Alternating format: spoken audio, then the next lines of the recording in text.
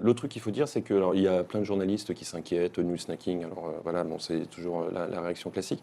Il y a un autre, il se passe une autre chose. Comment il écarte la réflexion de sur la l'autre côté. profession, la qualité de l'information. Non, mais il y a juste... C'est le grand mais justement, reporter, l'ex-grand reporter qui est à côté était outré par... Il y a un autre truc de l'autre côté, c'est que, en fait, je crois que c'est Google qui a sorti des études là-dessus. Sur le mobile, il se passe deux choses dans les usages. Il y a deux extrêmes. Il y a le news snacking et le long form sur le mobile. Donc, il ne faut pas non plus croire que c'est une forme de consommation de news. C'est une adaptation sur des à une sujets, consommation. à une consommation. Voilà. Mais c'est pas que... c'est pas toute la consommation de la news, et notamment le temps passé sur les news, lui, a plutôt tendance à augmenter. Après, c'est un truc pour ceux qui font du long form. Après, il faut d'investissement, etc. Mais c'est une start-up qui a été lancée aux États-Unis il y a 4-5 ans, qui s'appelait Current, je crois. Qui s'est planté d'ailleurs, ce qui ne veut surtout pas dire qu'il ne faut pas le faire, au contraire, et que c'était peut-être probablement trop tôt pour eux parce que le mobile n'était pas là. Et là, c'est vrai qu'avec le mobile, ça pose quand même une question sur le fait qu'aujourd'hui, informer, c'est distraire quand même, essentiellement. Moi, ce qui m'amuse beaucoup, c'est l'espèce de communication qu'il y a autour. C'est-à-dire que d'abord, on communique que autour de Google, comme tu as dit, c'est pas du tout et même dans la même semaine, il y a la même chose chez Starbucks, chez McDo. Enfin, on communique que sur Google parce que c'est facile d'aller taper dessus, puis c'est un peu médiatique. Et en fait, ça va se passer exactement comme ça s'est passé dans d'autres pays, où l'État va devoir négocier, parce que, alors d'après ce que tu as dit, l'État n'a même pas de logiciel pour analyser les données, et après un an d'investigation, ils n'ont toujours pas pris la peine de l'acheter. Ça prouve bien qu'ils ne sont pas très pressés pour faire l'analyse de ces données. On voit bien que la personne qui était en charge de ce dossier-là a fait des demandes en avance en disant j'aurais besoin le jour venu d'un logiciel pour traiter les En tout cas, les ils données. le savaient. Je ne suis pas sûr qu'on l'ait. C'est plus compliqué que ça. A priori, moi, le seul logiciel qui me vient à l'esprit pour avaler une telle masse de données, c'est Palantir. Donc s'il faut se planquer de la NSA pendant 1 an pour faire l'investigation, pour ensuite aller donner les datas à la NSA, c'est-à-dire Palantir, c'est un peu contre-intuitif. Là-dessus, on est d'accord, mais ce que je veux dire, c'est que le fond du truc, c'est que l'État français ne va pas aller frontalement s'attaquer à Google. Non. Ils vont aller faire comme n'importe quel État a fait enfin, les autres pays ont fait, ils vont aller négocier avec eux. C'est pas le discours officiel. C'est pas le discours officiel, mais le discours officiel et la réalité, ça a Le toujours discours été officiel, c'est vous nous devez 1,6 milliard, on va vous faire cracher 1,6 milliard. En Angleterre, enfin au Royaume-Uni, on était plus pragmatique, on a négocié, ça a donné 172 millions d'euros, ce qui est vraiment que de cerise par rapport à ce que doit certainement Google. Certainement. Et ça fait grincer des dents, mais en tout cas, ils ont récupéré de l'argent. Mais si en France, on va récupérer 172 millions, vous verrez tous les politiques s'extasier devant le fait que Google a payé et a accepté de se plier aux règles françaises, même si théoriquement, ils auraient dû payer 1,6 milliard. Je suis certain que la droite sera là pour nous dire que c'est pas suffisant et qu'elle aurait fait mieux. Ouais, personne a mis 10 millions sur des slides, mais même d'aller chercher 500 000 euros pour développer des projets, en réalité, faudrait financer beaucoup plus de projets à moins de 500 000 euros. Et on en parlait un peu en antenne, mais l'ISF, par exemple, c'est quelque chose qui pourrait aider, si on changeait un petit peu la loi française, à aller financer ce type de boîte. Excuse-moi, mais l'ISF, pour moi, c'est une catastrophe pour les startups françaises. Ça a donné... on est passé parce que ça fait un bout de temps qu'on est dans ce milieu tous les deux, on est passé de 2006-2007 où les startups s'étaient faits par des techos passionnés, qui n'étaient pas spécialement des social heroes, à la situation actuelle où le prototype de la startup, c'est 2 élèves qui sortent d'une grande école de commerce ou de Sciences Po et qui lèvent des fonds. On est en plein syndrome Léa Seydoux. On est dans la reproduction des élites.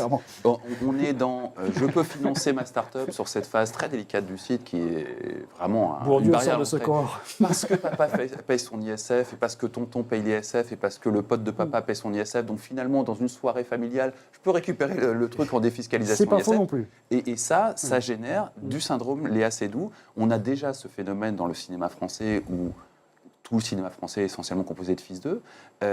Là, ce n'est pas des fils de start-upers qui font des start-up, parce que c'est trop récent comme phénomène, mais c'est des fils de gens qui sont extrêmement aisés, qui ont les moyens de passer cette barrière qui, du coup, laisse dehors une quantité faramineuse de gens qui peuvent avoir des super idées, mais qui ne peuvent pas franchir cette frontière. C'est devenu une barrière infranchissable. Il y a beaucoup de ces gens-là. Il y a aussi beaucoup de startups qui sont créées par des gens qui ne sortent pas des grandes écoles aussi. Il y a l'école 42 qui forme des développeurs qui sont des gens qui peuvent dire d'absolument n'importe où, à qui on ne demande pas leur CV. Elle a 2 ans. Attendons de voir ce que ça donne en termes de génération. Il y a un vrai potentiel avec 42 et l'incubateur de Fessenay. Mais attendons, laissons encore quelques années avant de tirer des conclusions sur les capacités Pour de le 42, syndrome Léa Seydoux, ça, je pense qu'on va le garder, ça, Fred. Il y a un truc aussi, c'est que la caricature, effectivement, est réelle, elle existe. Maintenant, il n'y a pas que ça non plus. C'est vrai que quand on parle des startups d'une manière générale, on a l'impression surtout qu'on parle de la partie émergée de l'iceberg.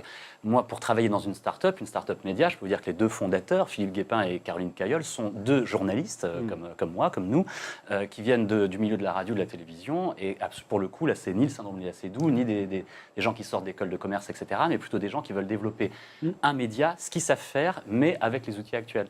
Et là, très sincèrement, moi j'ai discuté avec eux avant de venir à cet enregistrement, c'est très difficile en France. Les politiques nous vantent les startups, ils nous disent que c'est ici qu'il y en a le plus en Europe, en prenant quelques exemples successful. Mais en réalité, il n'y a pas d'aide réelle pour des gens qui veulent lancer des solutions innovantes en France à l'heure actuelle. D'aide de quelle sorte? Parce que là, pour l'instant, il y a quand même de l'argent public avec la BPI qui coule d'une certaine façon. Vous avez La BPI, c'est extrêmement long aussi. La BPI, la banque pas de l'argent. La BPI, si tu n'es pas un d'investissement. professionnel de ça, tu ne récupères pas l'argent. J'ai été financé par la BPI, je peux vous le dire. C'est un dossier, c'est un machin, c'est un truc. Donc forcément, tu sors de Sciences Po HEC, c'est finger in the nose. Mais tu sors d'un BTS d'informatique, tu t'arraches les cheveux. Et c'est aussi une barrière à l'entrée. Et tous les systèmes de subvention en France, et il y en a une quantité faramineuse, proposent cette barrière à l'entrée. C'est pour ça que tu as une espèce de surreprésentation d'un certain type de formation qui n'est pas du tout une formation adaptée aux technologies. On n'enseigne pas les technologies à HEC, on n'enseigne pas les technologies à Sciences Po. Dans le meilleur des cas, tu vas avoir des gens qui comprennent vaguement, mais qui n'ont jamais eu un cours sur c'est quoi un réseau, c'est quoi un protocole, c'est quoi... Et ils se lancent dans des domaines ultra technologiques sans la moindre base en matière de technologie. Ça donne énormément de conneries. Et d'ailleurs, si tu regardes un tout petit peu la typologie des entrepreneurs français. Donc, saisir la balle au vol, puisque Philippe me la lance. Un excellent article, comme on aimerait en lire plus souvent, qui décrit bien ça, c'est-à-dire parce que ça, au départ, le truc de Zuckerberg, c'était connecter les gens entre eux et connecter les amis entre eux, les proches, etc. Mais ils ont anticipé le fait que ça n'allait pas suffire, c'est-à-dire qu'on allait s'épuiser. Il y a une chose intéressante. On parle aujourd'hui dans ce festival très branché qui s'appelle South by Southwest. On parlait énormément de lassitude. Tout d'un coup, c'est-à-dire tout ce qui avait été l'engouement des débuts du web, des débuts des réseaux sociaux, des débuts de l'abondance de tout ce qu'on pouvait faire, en fait, s'est transformé en une certaine forme de lassitude. Et je crois que les gens l'ont ressenti sur Facebook, c'est-à-dire qu'au début, on s'est enthousiasmé de pouvoir envoyer des photos où on était en maillot de bain bronzé pour que ses amis le voient.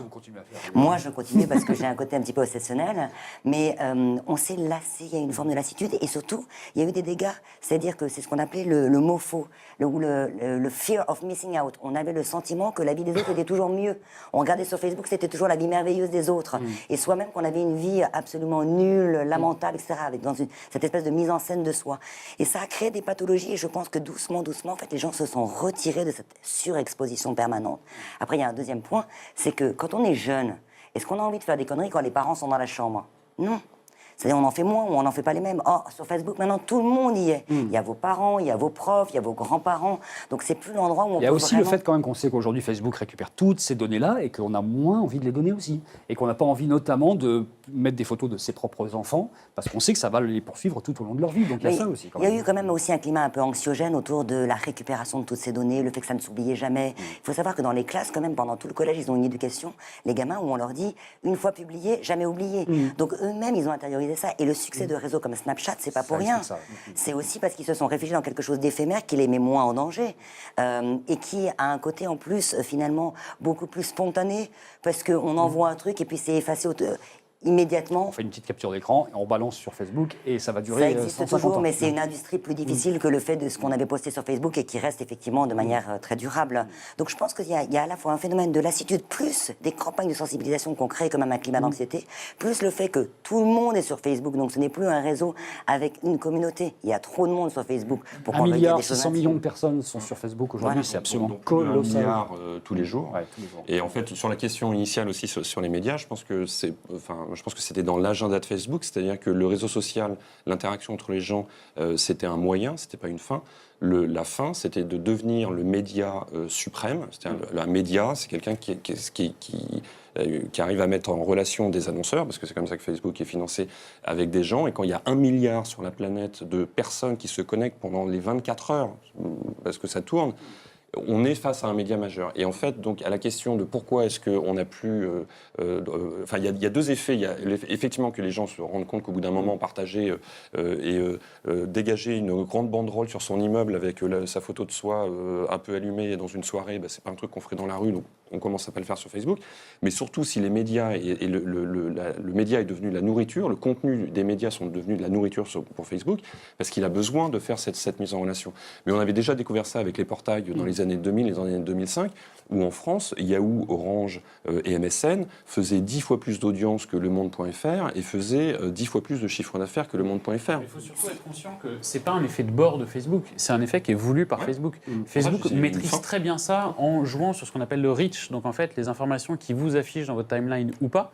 Facebook maîtrise très très bien ces diffusions-là. On parle justement pour la nouvelle application Facebook de la possibilité de choisir carrément la catégorie de son fil d'actualité. Bien sûr. C'est que là, on rentre carrément dans un média. C'est de la personnalisation, mais ça restera toujours Facebook qui va mettre le curseur à un endroit ou à un autre pour décider que vous voyez un peu plus des contenus promotionnels ou des contenus d'annonceurs potentiels de pages de marques et un contenu un peu plus privé de vos amis, vos familles, vos copains. On prend des petits morceaux d'infos comme ça, des petites vidéos qui font moins de 30 secondes et on consomme plein de choses comme ça. Il y a pas mal de gens qui disent qu'on ne consomme pas moins. C'est le cas de, je ne sais plus, j'essaie de retrouver son nom, oui, de Éric Scherer, qui est monsieur prospectif de France Télévisions, qui dit les gens ne consomment pas moins d'informations, mais totalement différentes. Des quantités industrielles de petites informations dont aucune ne rentre au cœur du sujet.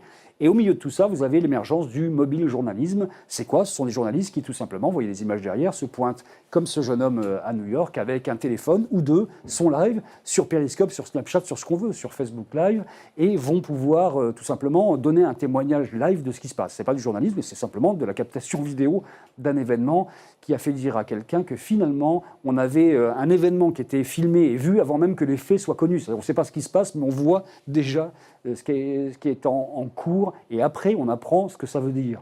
Ce qui change complètement les règles du journalisme. Et il y a eu la MojoCon récemment, qui est la première conférence internationale, qui a été consacrée entièrement au Mojo à Dublin.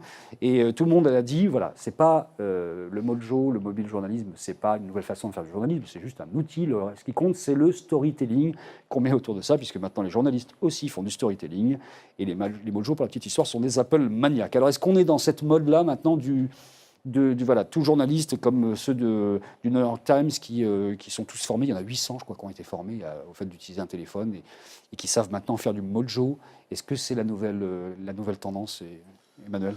Oui, alors qu'est-ce qu'il y a derrière ça? Il faut aussi rappeler que d'un point de vue de marché publicitaire, je suis désolé, je vais revenir là-dessus, ce qui rémunère le mieux les médias sur Internet, c'est la vidéo. Donc toute initiative permettant de générer plus de flux vidéo, tout et n'importe comment, est forcément plébiscité par le marché. Il y a une conjonction de fait que d'un point de vue technologique, effectivement, n'importe qui peut avoir des outils qui non seulement permettent la captation, comme on dit, vidéo, et la nouveauté, c'est que maintenant les plateformes réseaux sociaux sont en train de permettre la diffusion live.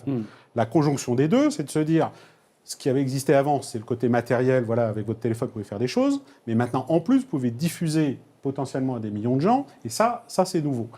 Maintenant, attention, d'un point de vue, n'importe qui peut filmer. Pour l'instant, je ne trouve pas que ça va dans le sens de la qualité, ça va plutôt dans le sens de l'émotion, et c'est normal. Mais le paramètre qui est derrière, c'est la diffusion. C'est-à-dire que ce n'est pas parce que vous arrivez à filmer et que technologiquement vous avez tout pour le faire, que vous allez capter une audience de 100 000 personnes derrière ou 200 000. Et là, je veux dire, les médias, vous pouvez mettre 800 personnes dans la rue avec des téléphones, ça fera peut-être 800 vidéos vues par 10 personnes ou 200, ça fera toujours pas 100 000 personnes. Donc le problème est entier. Twitter n'est pas très bon à faire de la viralité, sauf quand il y a un événement qui cristallise quelque chose, et là, voilà. Par contre, Facebook est beaucoup plus à même de permettre de concentrer, enfin pas de concentrer, en tout cas de distribuer ce type de vidéos. Donc la vraie question derrière, c'est comment distribuer ces vidéos. Quand on regarde ce qui se passe sur Airbnb, on s'aperçoit que les plus gros acteurs sur Airbnb sont clairement des professionnels. Ce sont des gens qui font ça à titre professionnel. Je n'ai pas les chiffres sur le nombre d'appartements réellement proposés par des particuliers et ceux proposés par des gens qui font profession de louer. Aujourd'hui, c'est énorme. Moi, l'an dernier, je suis allé au Sri Lanka, j'ai loué plusieurs lieux avec Airbnb.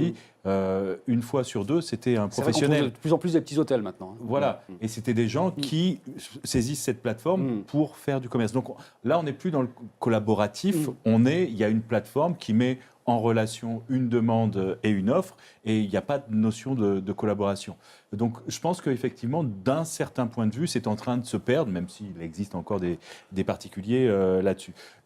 D'autre part, si je regarde moi ce qui se passe dans des territoires que je connais un peu et que je sillonne pas mal en Afrique, cette notion de collaboration, plateforme ou pas, elle est énorme. Elle a un poids énorme. Elle a un impact énorme. Et il n'y a aucune notion, pour l'instant, financière. Non, on collabore si on a intérêt à collaborer sans qu'il y ait d'échanges monétaires. Et ça se passe tous les jours, ça se passe à des échelles qu'on a parfois Dans tous les pays mal en développement, l'économie à collaborative a imaginer toujours ici. existé. C'est même Voilà. le mode de survie, d'une certaine façon, des économies en développement. Oui, mais ça permet de faire plus aujourd'hui. Mais ça existe aussi dans les économies qui sont dites développées, parce que finalement, il faut tellement changer, tellement s'adapter qu'en réalité, on a des besoins nouveaux, réguliers, et qu'on a besoin de nouveaux entrants pour pouvoir les assouvir. Donc, dans un certain sens, le cycle d'une forme d'économie collaborative, il se renouvelle par lui-même. Ça change tellement vite qu'il faut des gens pointus qu'on ne connaît pas et qui l'amènent au début de manière bénévole dans le système. Alors, qu'est-ce que ça devient par la suite? C'est ça. Il y a un chantre d'économie collaborative qui est l'économiste Jeremy Rifkin qui a théorisé tout ça, qui parle d'une nouvelle révolution industrielle. Est-ce que c'est le cas? Est-ce que c'est le cas pour vous? De l'autre côté, Julien Jacob, par exemple? Au risque de faire mon vieux grincheux, moi j'ai quand même un énorme problème avec le terme, c'est que ça me rappelle dans les années 2000 quand on parlait d'Internet. Internet c'était tout, c'était du e-commerce, c'était des médias, du social media. Et dans l'économie, là c'est encore pire, parce que dans le buzzword est encore pire, parce que dans l'économie collaborative, il y a économie d'un côté, il y a collaborative de l'autre. Donc on va enlever tout de suite les Uber et même les Airbnb. C'est clairement du business pour moi, ça n'a absolument rien à voir avec l'économie collaborative. Le vrai sens de l'économie collaborative, c'est peut-être la plus vieille plateforme qui existe sur Internet, c'est Wikipédia. Et là, c'est des gens qui trouvent un intérêt à aider les autres. Il n'y a pas trop d'économie pour le coup. Il n'y a pas, mais justement, c'est pour ça que le terme économie collaborative, et en plus, comme les médias adorent parler d'Uber, parce que dès qu'on parle d'Internet, on parle d'Uber, donc tout de suite Uber est mis dans le truc, sans parler d'Uber, ça n'a juste, pour moi, absolument rien à voir. Uber, c'est une plateforme, une marketplace qui met en relation une offre et une demande. Je vois absolument pas où est la collaboration, c'est des professionnels qui travaillent. Oui, mais dans ce cas-là, t'as Blablacar qui est un peu de l'autre côté et qui propose un échange de services entre un individu et un autre individu. Un échange de services payant, et là on se rapproche plus d'Airbnb, donc on se rapproche un peu, mais ça devient payant et ça devient des gens qui se professionnalisent. Moi, je me demande si aujourd'hui il y a encore la place pour un produit complètement innovant. Parce qu'Apple a joué là-dessus. Quand ils ont sorti l'iPhone, il y avait déjà des smartphones qui faisaient Internet, etc. Mais sauf que c'était pourri, ça ne marchait pas. Eux, ils ont fait un truc qui marchait. Pareil avec les tablettes. Il existait déjà des tablettes avant l'iPad, sauf que l'iPad est devenu la tablette. Maintenant, je cherche un produit. Les voitures qui marchent. La voiture qui ne marche pas et qui pourrait révolutionner. La voiture qui marche, il y en a quelques-unes sur le secteur quand même. Elon sur le Musk, marché. à la base, une Tesla, ça ressemble beaucoup quand même à une Jaguar avec un moteur électrique à l'intérieur. D'un point de vue design, il n'y a pas d'innovation sur Tesla. D'un point de vue technique, oui. Alors, la première Tesla était une Lotus. Donc, Oui, tout à fait. Ça ressemble vraiment à une voiture de luxe, haut de gamme. Les Maserati ne sont pas très loin en termes de design. Il n'y a pas de bouleversement en termes de design. Si Apple, avec le génie de Steve Jobs, qui doit perdurer quelque part dans Apple, se lancer dans la bagnole, là, effectivement, il pourrait sortir quelque chose qui n'ait rien à voir avec une voiture, mais qui soit une voiture et complètement redéfinir le marché. Avec du design, parce que là, pour Avec le du design, pour design, le coup, mais aussi avec de c'est pas Steve l'ergonomie. Jobs qui faisait le design. Donc les Jonathan Ive est toujours là. Donc, C'est Non, mais Steve après, Jobs ça peut qui être a des objets- décidé de placer un mec comme Jonathan Ive à une telle position qui est unique dans l'industrie. Jonathan Ive, c'est aussi Steve Jobs quelque part. ça peut être aussi du côté des objets connectés. On peut très bien imaginer que Nest, c'est un produit qui aurait pu être inventé par Apple, par exemple.